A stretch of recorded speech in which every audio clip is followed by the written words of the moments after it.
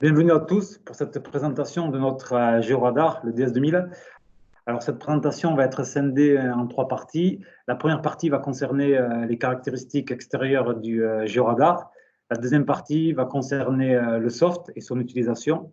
Et la troisième partie sera un exemple d'acquisition sur différents réseaux. Alors, la première caractéristique, c'est qu'en fait, le radar se décline sous deux formes, c'est-à-dire en 4 roues ou en 2 roues. Donc le 2 roues sera beaucoup plus compact et le 4 roues sera beaucoup plus facile de manipulation sur des terrains, par exemple, non asphaltés. Alors on va retrouver un support tablette inclinable avec une poignée réglable. Donc là, c'est vraiment pour le confort du technicien qui va pouvoir régler la poignée à sa hauteur ainsi que l'angle d'inclinaison de la tablette. Un connecteur pour le câble, donc c'est un câble Ethernet qui en fait connectera le radar à la tablette et c'est le seul câble extérieur au radar. Un bras d'axe repliable qui va en fait permettre d'être un bras d'axe autobloquant et on pourra en fait transporter le radar en soulevant et juste sur les roues arrière. Un compartiment de batterie, donc étanche, et à l'intérieur, on retrouve la batterie qui est dans un sac et c'est vraiment l'ensemble qui s'enlève pour pouvoir le recharger sur secteur. Donc c'est en fait 8 à 10 heures de chargement pour 8 heures d'acquisition. À l'arrière des pneumatiques pour aller sur tous les terrains et devant des roues pleines. Le bouton de marche et le bloc antenne.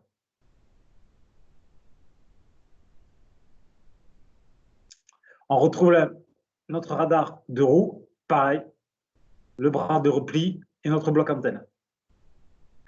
Notre support tablette qui peut en fait recevoir n'importe quelle tablette du moment qu'elle est sur Windows, puisque notre soft est adaptable sur n'importe quelle tablette. Les roues arrière codées, donc les codeurs sont utilisés pour mesurer la distance parcourue à partir du point initial d'un scan. C'est-à-dire qu'en fait, votre radar va calculer et mesurer automatiquement la distance. Donc la distance mesurée est transférée de façon constante à l'unité de commande. Donc, par exemple, si vous détectez deux réseaux, vous aurez la distance entre vos deux apex d'hyperbole. Le bloc antenne, donc c'est un bifréquence qui se trouve sous le radar, sous le carénage, avec un système de relevage bloc antenne. Parce qu'en fait, c'est inutile de faire frotter l'antenne lorsqu'on n'est pas en acquisition. Et le sabot de protection du bloc antenne, donc ça c'est une partie changeable en fait, d'usure, donc c'est à peu près 2 à 3 mois, 8 heures par jour. Et là on voit bien la différence entre le 2 roues et le 4 roues, la largeur. Alors plus précisément, les dimensions les plus intéressantes sont la longueur, 1 mètre, sur la largeur, 70 cm, ou 90 cm pour le 2 roues, sur 59 cm.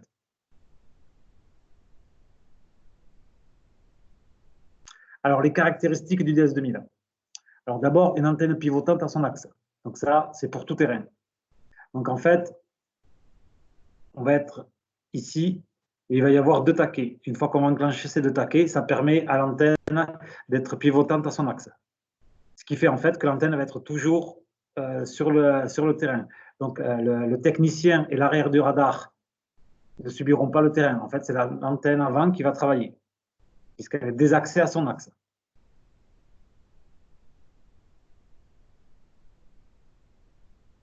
Antenne bifréquence, antenne duale. Donc, 2 fréquences, 250 MHz, qui permet une acquisition de profondeur entre 0 et 4 mètres, et 700 MHz, donc une acquisition de surface entre 0 et 1,80 m. Donc, il y a vraiment une corrélation entre les 2 fréquences et les 2 antennes. Donc, sur le radar, on va pouvoir choisir les 2 écrans simultanés ou un seul écran. Alors, 250 MHz, ça permet d'aller jusqu'à 4 mètres, mais la définition sera moindre. La 700 MHz jusqu'à 1,80 m, mais la définition sera meilleure. Donc, on retrouve notre bloc antenne. À l'intérieur de notre bloc antenne, des dipôles. Donc, 2 dipôles pour le 700 MHz, 2 dipôles pour le 250 MHz, avec le point 0 du radar. Si je pousse mon radar, le dipôle émet, le dipôle reçoit. Si je tire mon radar, le dipôle émet, le dipôle reçoit. Et notre réseau se marque ici ou ici, puisqu'on traverse perpendiculairement.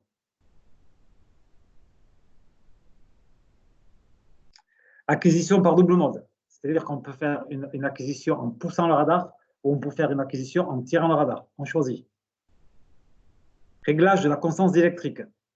Paramétrer les vraies valeurs de sol investi, précision de la profondeur et information sur la vitesse de propagation. En fait, on va calibrer notre radar sur un point connu, ce qui va nous donner la constance électrique du sol investi et aussi la vitesse de propagation de nos ondes. Donc, plus la constance électrique est basse et plus la vitesse de propagation est haute, meilleur sera le résultat. Ça dépend aussi du pouvoir de réflexion du réseau recherché, puisque chaque réseau va avoir un pouvoir de réflexion et un câble reflétera mieux qu'un PVC, par exemple. On va pouvoir régler la plage de profondeur souhaitée. Donc, en fait, sur les paramètres, on va pouvoir laisser travailler soit les antennes jusqu'à 4 mètres, soit régler une profondeur bien définie. Possibilité de notifier tous les points du réseau, couleur, profondeur. En fait, le radar va enregistrer et éditer automatiquement un rapport, tous les points qu'on va marquer, toutes les annotations, toutes les couleurs, tous les codes couleurs, tout ce qu'on veut rajouter, tout ce qu'on veut mettre, tout est enregistré. Donc, c'est un enregistrement automatique. Il y a toujours la possibilité de les exporter sous PDF, mais aussi la possibilité de les retravailler. Si on s'est trompé, si on veut changer, si on veut effacer, on peut revenir autant de fois dans le soft sur le chantier. Les codeurs sur roue arrière, donc en fait, c'est pour évaluer les distances entre des réseaux. Et enfin, le soft compatible avec la tablette, tous les tablettes et tous les PC. Donc, si vous êtes déjà équipé d'une tablette, vous pouvez l'adapter sur votre radar. Donc, voilà pour ces caractéristiques extérieures. On se retrouve de suite pour l'exemple de soft.